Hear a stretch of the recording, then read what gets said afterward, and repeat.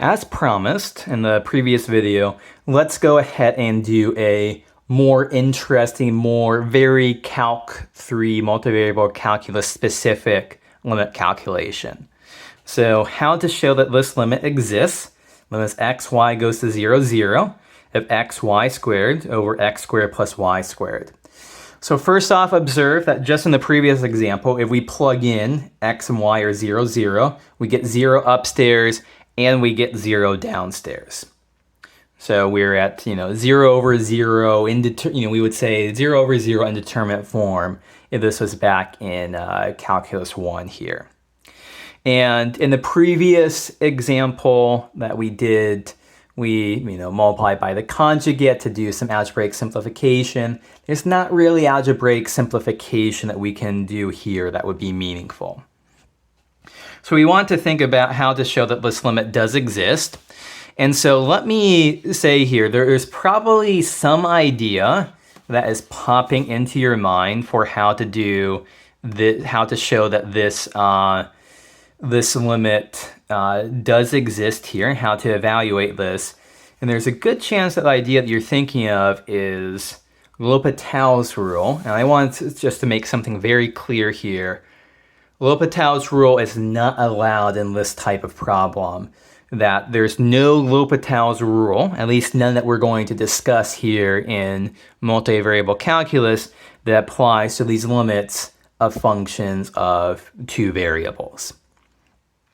For starters, we don't know what does it mean to take the derivative of x, y squared or x squared plus y squared. L'Hopital's rule would take the derivative of the top and bottom separately. We haven't yet said what it means to take the derivatives of functions of two variables. We will in the next section, but for the time being, we don't have that in our pocket. And then apart from that, we just don't have a definition. We just don't have a L'Hopital's rule here. So you thought about L'Hopital's rule.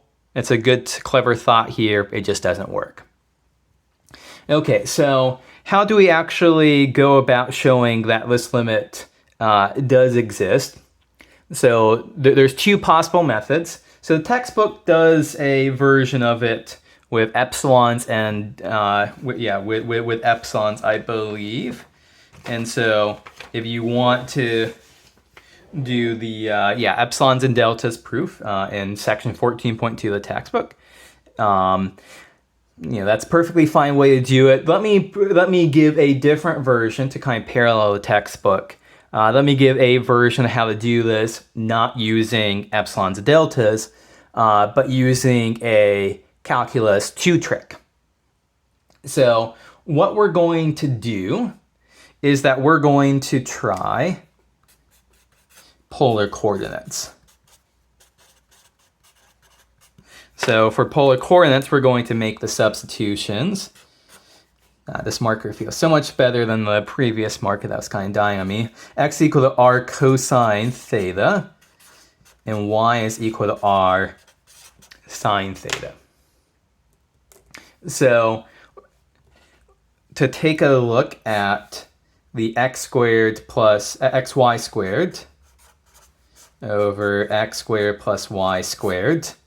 If I make the replacements, x is r cosine theta and y is r sine theta here, what happens upstairs, and I'm slapping on absolute value bars for reasons I'll get to in just a few moments. Upstairs would be r cosine theta times r sine theta, all that squared. I have r cubed theta, cosine theta, sine squared theta, over x squared plus y squared. Something we should remember from polar coordinates is that's just r squared here. And so I can cancel out 2 factors of r squared and just be left with r times absolute value cosine theta sine squared theta. Okay, so I've got this is equal to this, assuming that we're making the polar coordinate substitution, which is equal to this. Now let's just do a little bit of analysis of trying to put upper and lower bounds on things.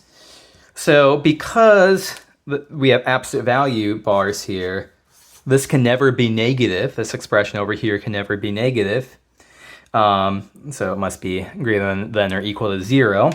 And cosine theta, sine squared theta inside absolute value bars. What do we know?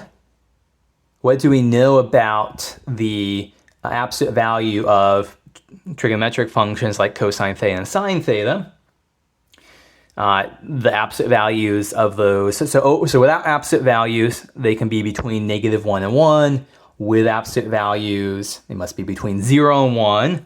So this whole thing is less than or equal to r times 1, or just r. So this whole series of inequalities and equalities is true.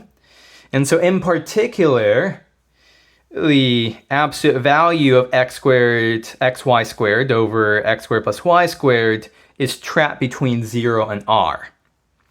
And the thing is, as xy goes to 0, 0, the idea here is that we're getting close to the origin. As we're moving closer and closer to the origin, so we're going like from here to here to here, r is getting closer and closer to 0. So the argument that we're going to have here is a little squeeze theorem argument.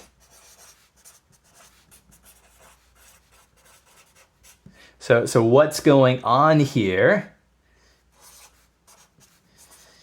The limit as xy goes to 0, 0.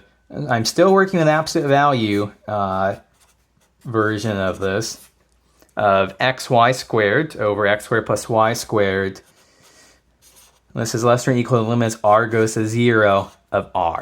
So the limit as r goes to 0. 0 is just the limit of who cares what's going on here of 0, 0. We're going to have on the other side limits r goes to 0 of r. This is 0. This limit here is equal to 0. So by the squeeze theorem, this limit must equal 0. And so to finish this off, because the limit as xy goes to 0, 0 of the absolute value of xy squared over x plus y squared is equal to 0, then we conclude that the limit as xy goes to 0, 0 of xy squared over x squared plus y squared must equal 0. So this is my preferred way to show that the limit does exist. So just to kind of recap everything, remember L'Hopital's rule is not allowed. That's a very common mistake that people try to do when they're learning this stuff. I like polar coordinates. The textbook does with epsilons and deltas. I like polar coordinates here. Make substitutions, get a nice little series of inequalities here using this trick. Use the squeeze theorem, write down everything. Get the limit of the absolute value bars here is equal to 0. So the original limit must be 0 as well. Okay, so that's how to show that limits do exist. Future videos, we're going to do some examples where we show that limits do not exist. So that's coming up.